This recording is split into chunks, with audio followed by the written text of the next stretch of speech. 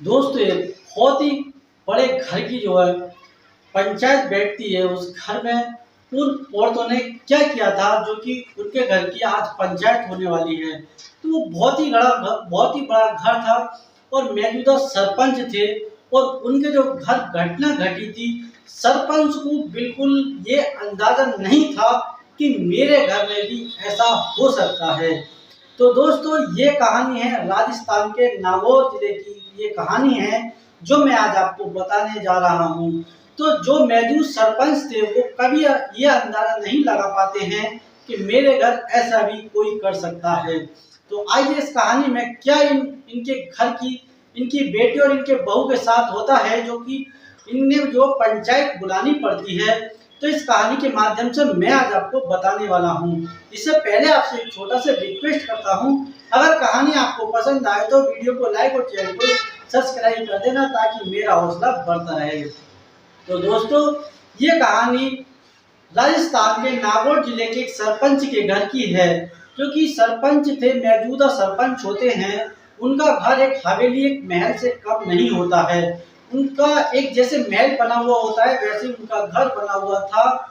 और उनकी एक बेटी थी जो कि बीए की पढ़ाई करने के बाद जो घर पे ही रहती है, और एक उनकी बहू थी जो कि काफी खूबसूरत थी। अब जो उनकी बेटी थी जिसका नाम हिना था, वो भी देखने में बहुत सीधी सादी थी और स्वभाव भी उसका बहुत सीधा साधा था। तो दोस्तों उन्हीं के घर पर एक रामू नाम का व्यक्ति जो है काम करता है, जो कि काफी वृद्ध हो जाता है। तो रामू कहता है, सरपंच जी अब मेरे बस की नहीं है आपके घर का काम काज करना। एक मेरा बेटा है जो कि जिसका नाम जो कि जवान है और देखने में काफी लंबा चौड़ा है, और जिसका नाम प्रदीप है। प्रदीप काफी लंबा चौड़ा तंदुरुस्त जवान गोरा चिट्टा जवान था वो भी। तो सरपंच से वो कहते हैं प्रदीप के पिताजी कि मैं अपने बेटे को जो है आपके यहाँ काम करने के लिए भेज दूंगा। तो सरपंच जी कहते हैं ठीक है, आप अपने बेटे को ही भेज देना। तो इतना कहकर वो चले जाते हैं और दूसरे दिन अपने बेटे को काम पर भेज देते हैं।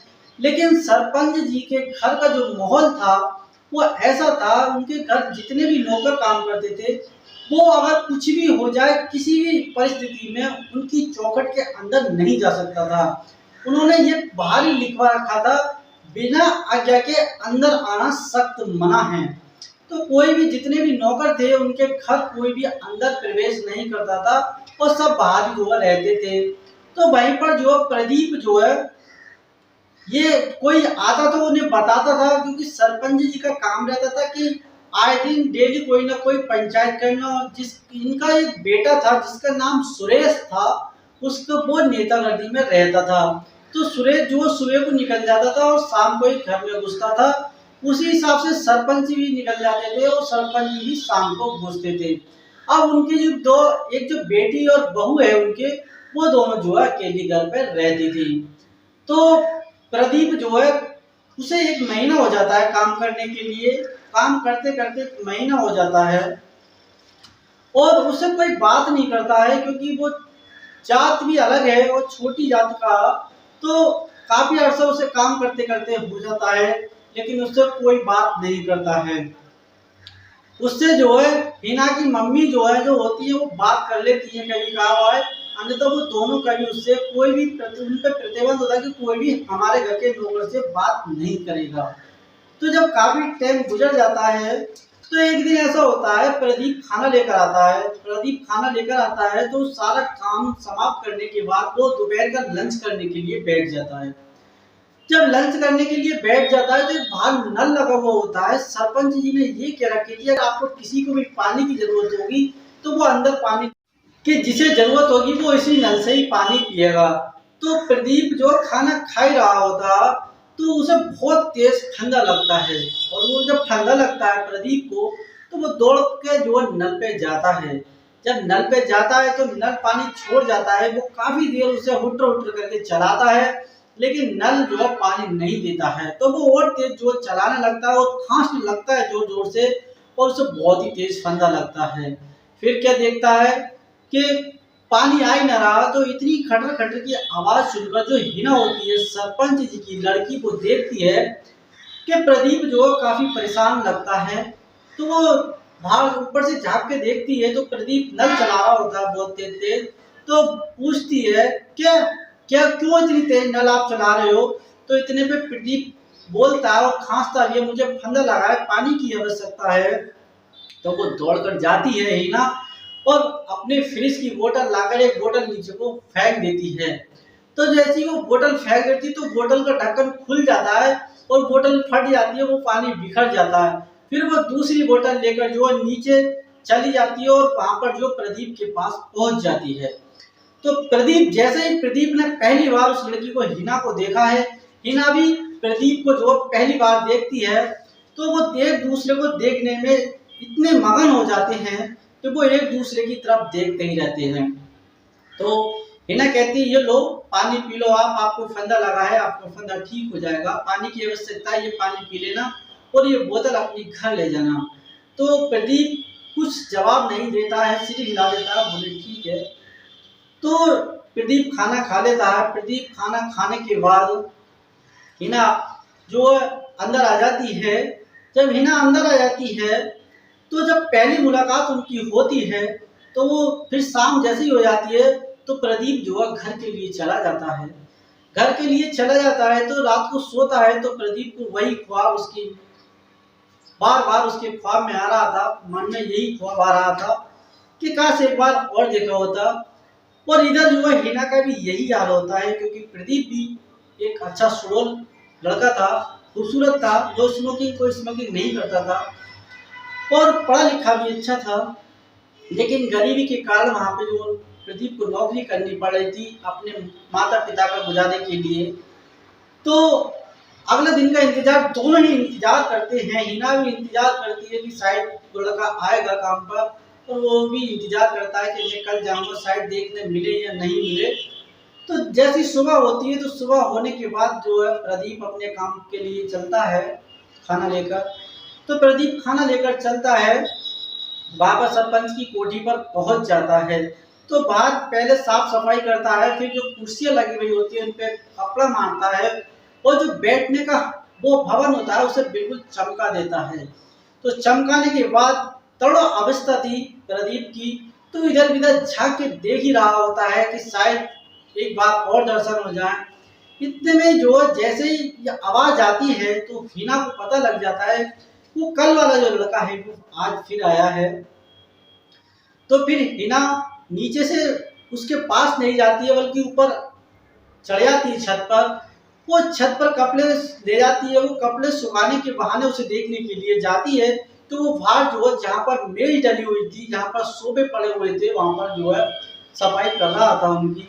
तो उसे देख लेती है, लेकिन प्रदीप जो है इधर उधर देख रहा था क्योंकि उसे कुछ दिख ही नहीं रहा था, कोई नहीं दिख रहा था। वो घर भवन एक ऐसा था जैसे मान लो भूतिया जंगल भूतिया भवन होता है कि कोई आता है परछाई आती है चली जाती है, इस तरह का वाकया था।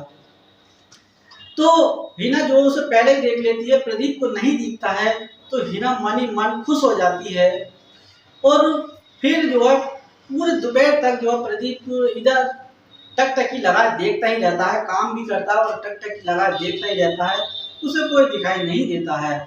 जब कोई दिखाई नहीं देता है तो वो फिर 12 बजे का लंच लेकर बैठता है और फिर उसे जो फंदा लग जाता है। फंदा लगने के बाद जो है हिना दौड़ कर आती है पानी लेकर, उससे फिर पानी दे देती है। तो जब पानी दे देती है तो फंदा उसका सही हो जाता है, फिर एक दूसरे को देखने लगते हैं और मान लो एक दूसरे दोनों मन ही मन प्रेम कर बैठते हैं। अब दोनों एक दूसरे से प्रेम कर बैठते हैं। तो ये बात जो उसकी भाभी को पता लग जाती है, जब उसकी भाभी को पता लग जाती है तो उसकी भाभी जो अपने पति से कहती है, उनके भैया से मतलब हिना के भैया से ये बात बोलती है, बोले आपकी बहन और जो नौकर आता है प्रदीप, वो दोनों कुछ ज्यादा ही समय बिताने लगे हैं। तो ये बात जब वो सोचता है तो वो अपने पिताजी से कहता है, तो सरपंच जी कहते हैं बोले ठीक है, अब बेटी शादी योग्य हो गई है, उसका इंतजाम करो। तो उसकी शादी एक लड़के से तय कर दी जाती है। 15 दिन के अंदर उस लड़की की शादी तय कर दी जाती है और उस लड़की की शादी भी होनी होती है, तो उस लड़की की जो शादी है वो बहुत ही जल्दबाजी करते हैं वो, कि शायद हमारी बदनामी ना हो, तो उसको शादी का जो है 1 महीने के अंदर वो शादी करने की तारीख रख देते हैं। तो ये बात जब दोनों को पता लगता है तो वो मिलने लगते हैं, और सारे बंदे जब शादी का सामान लेने के लिए बाहर चले जाते हैं, तभी जो है हिना दौड़कर प्रदीप के पास आती है और प्रदीप को देखती है। तो प्रदीप कहता है, आप क्यों आई हो, आपकी तो शादी हो रही है, प्लीज आप मत आओ। तो हिना कहती है, हाँ शादी तो हो रही है, लेकिन मेरे मन के खिलाफ है। मैं ऐसे व्यक्ति के साथ मेरी शादी हो रही है जिसे मैंने कभी पहले नहीं देखा, ना कभी बढ़ता है। तो प्रदीप कहता है, ठीक है, जो जो पापा या मम्मी या भाई करते हैं वो अच्छे के लिए करते हैं, आप ऐसा ना कहो, उन्होंने आपके सुख के लिए ही ये लगा ढूंढना है। तो हिना की आंखों में आंसू आ जाते हैं। तो वो कहता है कि आप जाइए, आपके मम्मी पापा आ जाएंगे तो ज़्यादा आपको डांट पड़ेगी। इतने में हिना रोते हुए चली जाती है। फिर हिना की जो है शादी हो जाती है, बारात आती है। बारात में भी सारा काम जो है प्रदीप को ही दिया जाता है, सौंपा जाता है। प्रदीप अपना मन लगाकर पूरा उस काम को करता है। जयमाला पे वो प्रदीप की तरफ को देखती है, तो वहां पर जो प्रदीप, उसकी आंखों में आंसू हो जाते हैं, लेकिन प्रदीप जो इशारों से मना कर देता है कि यहाँ पर रोना मत, आपके मम्मी पापा की इज्जत का सवाल है, उन्होंने आपके लिए जो ढूंढा है, जो वर वो सही योग्य है, आपको उसी के साथ जाना है। तो फिर वहां पर जो पहुंच जाती है, अब ससुराल में जाकर देखती है ना, तो उसे काफी ज्यादा, जो कुछ सोचा था वो ऐसा कुछ नहीं था। जिसके साथ शादी हुई थी, जिसका नाम मोहित था, वो काफी ज्यादा स्मोकिंग वाला लड़का था, बहुत ही ज्यादा स्मोकिंग करता था, नशे में धुत रहता था और आवारागर्दी भी फुल करता था। तो ये निशा जो 8-7 दिन तो सह लेती है। जब वो अपने घर आती है तो अपने पापा से बताती है ये बात। जब अपने पापा से ये बात बताती है तो उसके पापा भी एकदम शॉक्ड रह जाते हैं। बोले, मैंने ऐसा कभी नहीं सोचा था कि सरपंच जी का लड़का ऐसा हो निकलेगा। तो सारी बात जो बताती है, फिर जो है पुरानी बात वो अपनी उसकी खुली जाती है। तो उसके यहाँ पे पंचायत बैठाई जाती है। तो पंचायत बैठाई जाती है तो वो हिना कहती है, पापा आप यही बताइए, आप सबकी पंचायत करते हैं, आपने जिस लड़के के साथ मेरी शादी की है उसने मेरे साथ ऐसा ऐसा किया और ऐसे स्मोकिंग करके आता है, इसमें मेरी क्या गलती है। तो जब लड़के से पूछा जाता है तो लड़का कहता है, हाँ मैं रईस हूँ और मेरे रईस जैसे शौक है। तो लड़के के अंदर घमंड और आवारागर्दी का पन होता है। तो सरपंच जी सोच समझ कर ये फैसला बहुत ही निर्णय से लेते हैं। सभी को बुलाया जाता है। तो वहां पर जो बोलते हैं, बोले ऐसे कि यहाँ बेटी देने से अच्छा तो बेटी की खुशी भी पूछ ली जाए। तो वो कहते हैं, सरपंच जी बेटी बता। बोले, पापा मैं, अगर आप कहोगे तो आप, मैं चली जाऊंगी, लेकिन ये आदमी योग्य नहीं है, ये हर वक्त ताना और स्मोकिंग करके मारपीट करना, झगड़ा इनका काम है। तो ये बात उस लड़के को पता लग जाती है कि ये लड़की जो प्रदीप नाम के एक नौकर से प्यार करती थी। तो जब वहां पर उसे भी बुलाया जाता है तो सब जो है तंग रह जाते हैं कि ये बात इसको किसने बताई। तो जब ऐसा कहानी जब सुनने में आती है तो वो लड़का ये बात कहता है, तो उसे जो कहते हैं कि अब बताओ क्या सजा दी जाए तुम्हें प्रदीप अपने। तो इतने में ही सब जो लोग आए हुए होते हैं वहां पर कहते हैं कि प्रदीप ने कोई गुनाह नहीं किया, उसने प्रेम ही तो किया है। और हालांकि सरपंच जी ने जो लड़की जिस इसके साथ ब्याह है उससे 100 गुना अच्छा ये लड़का है, पढ़ा लिखा भी है। अगर कमी है तो एक है कि ऊपर वाले ने इसे दौलत नहीं दी है। पढ़ा लिखा अच्छा है, समझदार है, नेक बंदा है, आपके जमाई से भी अच्छा है। तो जो है सब ये बात जो मानने लगते हैं कि हाँ ये लड़का बढ़िया है। और लड़का बाकी में बहुत बढ़िया होता है, गांव में कोई नशा नहीं करता है और पढ़ा लिखा भी समझदार अच्छा होता है। और हिना भी उसे बहुत चाहती है। तो सरपंच जी पूछते हैं, बेटी बता तेरी क्या इच्छा है। तो हिना कहती है, पापा जो आप करोगे मैं वैसे करने के लिए तैयार हूँ। तो काफी सोच समझ कर सरपंच जी फैसला लेते हैं। इसे देख लिया, बेटी को अगर सुख होता बेटी जरूर जाती, लेकिन वहां पर दुख है और शायद ये लड़का जो है ऐसा ही है सुरेश। तो बेटी से कहते हैं कि बेटी बता तेरी क्या राय है। तो बेटी फिर कहती है, पापा जो आप करोगे मैं उसके लिए मानने के लिए तैयार हूँ। तो सारे जब ये बात पता होती है तो उसकी भाभी भी बोलने लगती है कि इससे अच्छा लड़का तो प्रदीप है, लेकिन भगवान ने उसे दौलत नहीं दी। लेकिन यहाँ अमीरी और गरीबी का सबको लगा रहता है, लेकिन जो इंसान दो रोटी सुख से खिला दे वो सबसे अच्छा जीवन साथी होता है। तो जो है सरपंच जो है थोड़ी देर के लिए चुप रह जाते हैं और बाद में ये निर्णय घोषित कर देते हैं कि बंदा बोलता है, सरपंच जी आप अमीरी गरीबी ना देखकर अपनी बेटी की खुशी देखिए कि किस में खुशी है। तो सरपंच जी बहुत देर के बाद ये निर्णय लेते हैं कि प्रदीप के लिए हिना को मान जाते हैं कि मैं अपनी बेटी का हाथ अब प्रदीप के हाथ में ही दे दूंगा। तो जब ये ऐलान करते ही जो है हिना के चेहरे पर खुशी आ जाती है और अपने पिताजी के गले लग जाती है और प्रदीप से कहते हैं, सरपंच जी बोले अपने पापा को बुलाओ आप। तो प्रदीप घर जाता है और अपने पापा को बुलाता है। तो अपने पापा से बोलता है आपको सरपंच ने बुलाया था, सरपंच जी ने बुलाया है। तो प्रदीप के पापा कहते हैं बेटा आपसे कोई गलती तो नहीं हुई है, मैंने वहाँ बहुत 28 वर्ष मैंने वहाँ पर काम किया है, बेटा आपने कोई गलत काम तो नहीं किया है। बोले नहीं पिताजी मैंने ऐसा कोई काम नहीं किया है, आपको बुलाया है।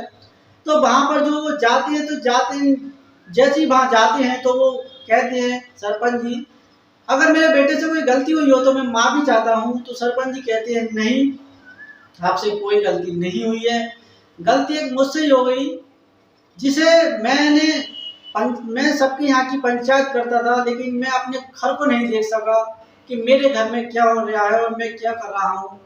मेरी बेटी आपके बेटे को पसंद करती है और मैं इन दोनों का हाथ एक दूसरे के हाथों में देना चाहता हूँ, अगर आपको एतराज ना हो तो।